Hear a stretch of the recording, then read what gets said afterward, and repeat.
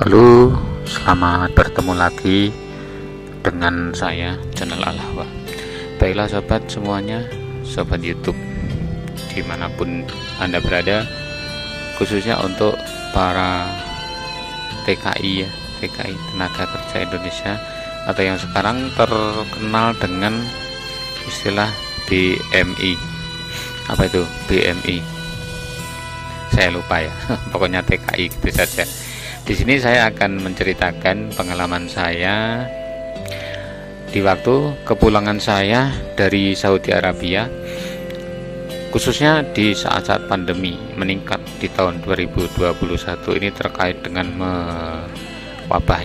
meningkatnya wabah COVID-19, di mana di seluruh negara di dunia ini mengadakan peraturan penjagaan yang ketat tentang adanya COVID-19.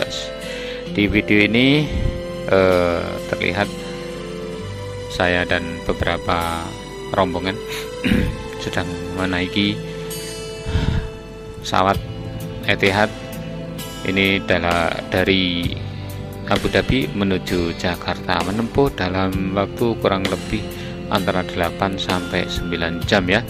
Oke, kita lanjut saudara-saudara semuanya, mari kita lanjut paparan berikut ini.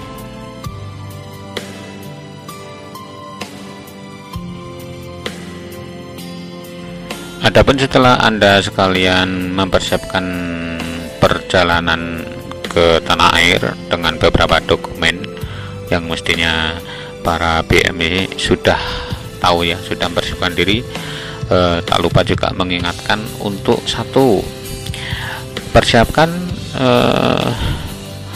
smartphone Anda untuk beberapa aplikasi yang perlu disiapkan ya, terutama dari negara di mana Anda akan berangkat. Kalau saya ini dari Saudi Arabia, khususnya untuk aplikasi e-Haq dan mobile bea cukai, karena keduanya ini nanti dibutuhkan ketika mendarat di bandara Indonesia, baik Soekarno-Hatta, baik ke Juanda dan lain-lain. Dan juga mengingatkan untuk bawaan ya, untuk bawaan bagasi jangan melebihi yang ditentukan agar tidak mendapatkan hal-hal yang tidak diinginkan. Terutama juga tas jinjing juga harus dipersiapkan. Untuk biasanya beberapa maskapai tidak boleh melebihi 7 kg ya. Bila melebihi dari itu mungkin akan dikenakan biaya lain. Nah, demikian. Berikutnya di sini langsung saja sebelum saya melaksanakan perjalanan tentang pengalaman yang saya alami, terutama sekali ketika kami mendarat di Bandara Soekarno-Hatta, langsung diarahkan oleh petugas untuk menuju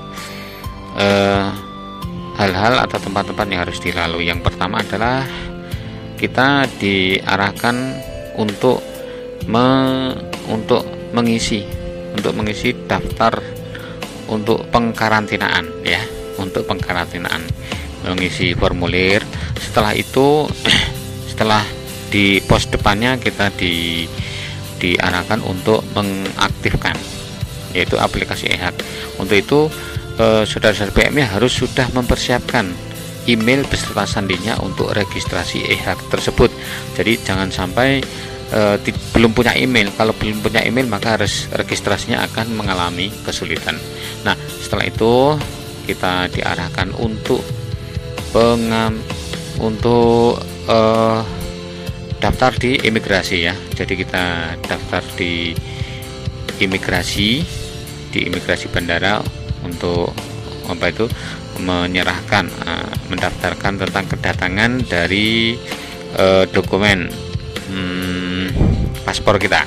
Nah, setelah itu dengan antrian yang panjang, di sini saya ingatkan ya, di sini tidak boleh mengambil gambar ataupun video.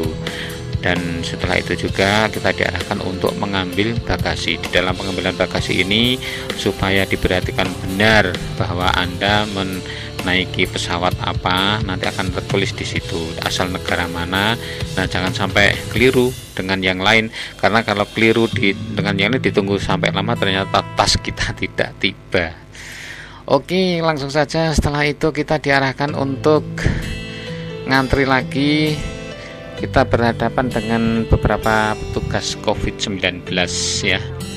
Di situ bapak-bapak dari TNI atau keamanan sudah mengarahkan kita, membriefing kita, mengarahkan. Oh, sebelumnya ya, setelah ambil bagasi, setelah ambil tas bagasi kita, maka kita akan diarahkan untuk pos berikutnya, yaitu tentang pos di mana para petugas COVID-19 sudah menunggu. Nah, setelah diambil kira-kira satu bis ya, di situ kita akan diarahkan untuk menuju bis penjemputan pengkarantinaan di depan bandara ya, Terminal 3. Kalau di Bandara Suta itu ada di Terminal 3. Oke, setelah kita naik bis, maka kita akan ditawari beberapa SIM card ya. Saya mengingatkan, kalau bisa teman-teman BMI sewaktu ada di negara kerja, Saudi Arabia, Abu Dhabi atau dimanapun, kalau bisa sekarang mempersiapkan, sudah mempunyai kartu seluler Indonesia dan aktifkan di negara di mana Anda bekerja. Seperti pengalaman saya menggunakan Telkomsel ini sudah 2 tahun, mulai dari kemarin di Indonesia, terus selama di Saudi 2 tahun saya aktifkan dengan tanpa tidak berhenti sama sekali ya, aktif terus. Nah, sehingga ketika kita datang di mendarat itu langsung berfungsi. Jadi kartu Telkomsel itu langsung berfungsi pada smartphone kita. Oke, seandainya Anda belum punya, maka Anda akan ditawari kartu smartphone ya, yang ada bisa di sini, dan itu hanya bisa untuk jalur internet saja. Anda bisa menghubungi teman, saudara, keluarga dengan aplikasi WhatsApp.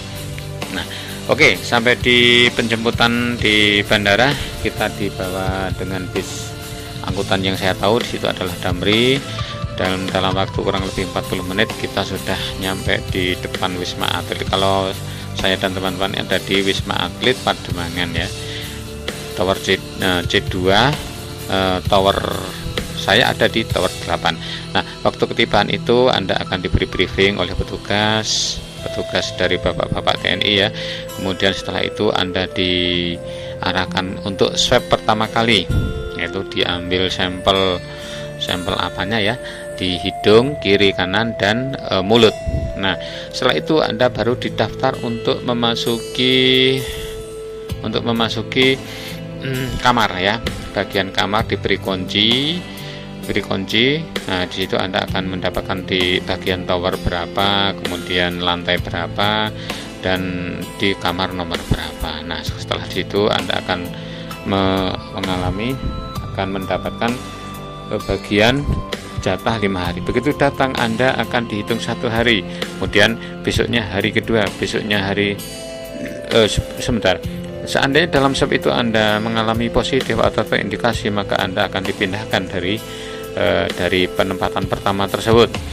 Nah, setelah itu Anda akan diarahkan ke kamar masing-masing dalam hari kedua, hari ketiga, kemudian hari keempat. Hari keempat itu Anda di swab yang kedua, kemudian 24 jam dari swab tersebut biasanya dilakukan pada pagi hari ya. Hari keempat itu swabnya dilakukan pada pagi hari, kira-kira jam 9, jam 10 pagi. Nah, 24 jam kemudian, yaitu hari kelimanya, Anda akan mendapatkan hasilnya. Mudah-mudahan, saya doakan Anda semuanya negatif, terindikasi negatif corona. Dan fasilitas yang ada di sini alhamdulillah, makan full 3 kali pagi, siang, dan sore. Mau ngambil 2 bungkus boleh, 3 bungkus boleh, sekenyangnya. Air juga full, air mandi full. Anda akan mendapatkan sikat gigi, kemudian pasta gigi, sabun dan sabun mandi, sabun cuci, kemudian sampo, untuk keperluan mandi.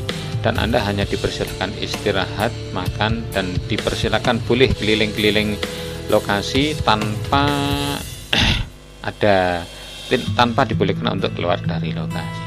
Itulah sahabat PMI dan YouTube semuanya yang bisa saya paparkan sebagai pengalaman saya di sini. Semoga bermanfaat. Wassalamualaikum warahmatullahi wabarakatuh.